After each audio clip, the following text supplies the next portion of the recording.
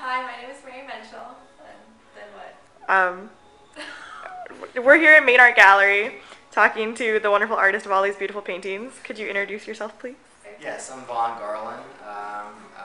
These are my paintings, and I've recently finished them, and I have a show going on right now that's going to be coming down on the 27th. I guess the first thing that I wanted to ask you was just sort of like how you got into painting in the first place. Oh, geez. That was a long time ago. I actually didn't really start painting until my junior year in college, Oh. but it's still a long time ago. Was interested in art when I was a kid, and I remember doing a lot of crazy things when I was a kid, but I actually I didn't know what I wanted to do for a long time, and so I just kind of fooled around with different things and was interested in literature and so on and so forth, and tried to stay away from the math, and I basically didn't really get to the point where I actually thought I might be anything until I was in college and took an art history class, and decided as soon as I took the art history class that I wanted to be an artist. It was all this other thing. So I changed schools at the time and went and basically disrupted my entire family and so on and so forth. And basically, because they were kind of interested in me going to find something that I could do and support myself, and painting was not going to be that thing. But they understood after a while, and so I went to college and started painting. And as soon as I started painting, it changed my world. So I kind of stuck with that for a while. And then, did you start off painting like this, or No, did you? no. When I was in college, I was actually a landscape painter. Basically realism in various form. I would take, well, I guess minus the first horrible painting I did, the first couple of paintings I did were photographs that I took on a college trip to Rome. Our art history class went to Rome, and so I went over there the very first semester I was in college, and took some photographs and felt very much of the landscape there. So I kind of came home and started doing landscape portraits or painting of those. So this didn't happen until I got into grad school.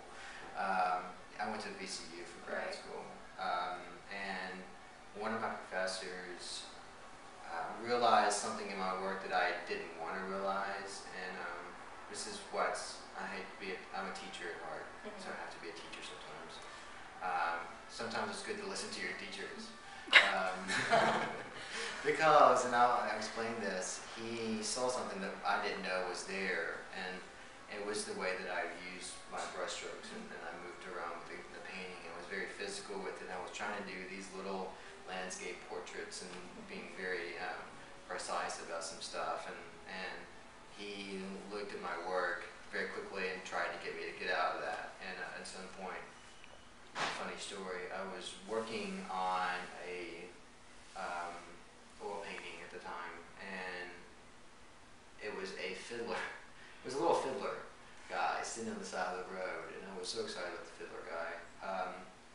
And I got frustrated with my professor because he kept coming to me and telling me to get rid of the fiddler guy and the musician, and I wouldn't until I got really mad at him and started slinging paint on the canvas just to prove him that I was not going to listen to what he said. At the same time, when he saw me doing that, he came running across the classroom and was really excited about it. And then I realized at that moment what I was doing.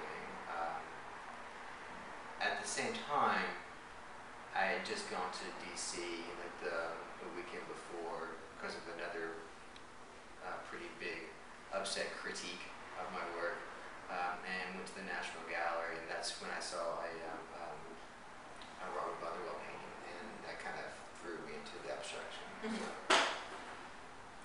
So, yeah, it had to do about a professor that wouldn't get off my butt. Yeah. And then, so you went from landscape, and then how do you go about it? Like, what's the process that you do these now? Do you just sling it on, or? Well, I've been kind of working in this way for quite some time, probably since 2002, the 1991, 2000. And the process is all, for some reason, landscapes always try to come into the paintings. And for example, that one is actually, I will classify that little one as the first landscape I've done in a long time. Okay, yeah, I thought that, yeah, okay. Yeah, I've actually named it Yeah. something with landscape returning or something like that. Uh-huh. But the rest of them are landscapes in their own right. I don't want to say that, but at the same time I can't deny them. The way I work with the paints, I do a lot of layering, and I've always done that with my work, even back into the earlier pieces. A lot of washes and a lot of working all the way through to the thick. When I was in grad school, I would actually do this kind of work at some point, and then I would start covering it up with either white or black. And the reason I did that was because I wanted to start it was just, the work was just so crazy. There was so many different things going on, and I just wanted to start canceling those things out. So I moved from that white and black to where I guess at that moment I was putting so much paint on the canvas that it was really hard to see. And even like I had these really large, this one large black painting which is 9 by 12 feet, and it's got at some point 3 to 5 inches of black paint on it. And it's really, my mom was really worried about that one. It's really it's not a dark painting, but it's a black painting, you know. And the point was for those paintings, and actually which leads me into these paintings, I wanted to work with the little bit of information. And what I mean by that is when you have so much stuff going on, when you start wiping away from it and wiping things down or covering things up, you can kind of narrow in on certain sections and deal with those sections in a smaller way. So when I left grad school, I was basically taking the black paint or white paint and covering all of this up, just filling it one little spot here and there. And then I went out in the world and didn't have much of a job. I worked at a theater, had no money, and a very small apartment. So I didn't have money for paint. Really reassuring to all of the art students that will be watching this video. So I basically, like, once I left grad school, I decided that I couldn't paint anymore because I couldn't afford it, and then I started doing these drawings. And I went completely the opposite way. From before, where I was applying so much paint to the canvas, I had actually taken these little pieces of paper, or large pieces of paper about that big, and would only put 5 or 6 marks on them. But it would take me weeks to do that. I would sit there and I would really look at the space, and I would really look at the weave of the paper, and so on and so forth, and put these little strategic marks. So there's really nothing there minus this little cluster, really, if you will. So the cluster, that little episode, they used to call it, grew into a larger cluster on a series of paintings I did before these a couple years ago.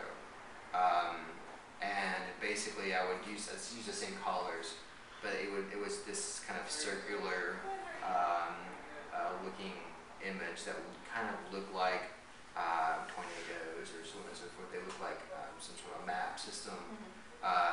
And they were extensions of those little bitty clusters that would have to 5 or 7 or 12 marks. So that led me into these. Okay. Long story short. And then, like, what do you use? Like, is this joint compound or? No, this is actually all oil paint. Really? Everything you see is oil paint. At some point, when the pieces when I was in grad school, you would use wax with the oil paint just to kind of thicken it up a little bit.